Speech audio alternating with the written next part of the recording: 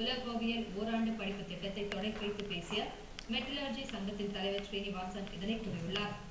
தமிழகத்தில் அதிகரித்து வரும் வாகன தொழிற்சாலைகள், கட்டுமானம், செல்போன் நிறுவனங்களுக்கு தேவையான உலோகவியல் வல்லுநர்கள் 10% மட்டுமே பூர்த்தி செய்யப்பட்டுள்ளதாக அவர் தெரிவித்துள்ளார். அதனால் பிடெக், பிஇ போன்ற அல்லாத குறைந்த கால டிப்ளமா மற்றும் சான்றிதழ் படிப்புகளையும் அதிக எண்ணிக்கையில் தொடங்க வேண்டும் என்றும் ஸ்ரீனிவாசன் கூறினார்.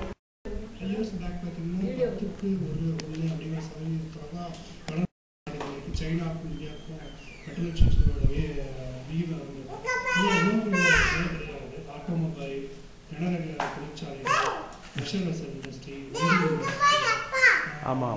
மற்றும்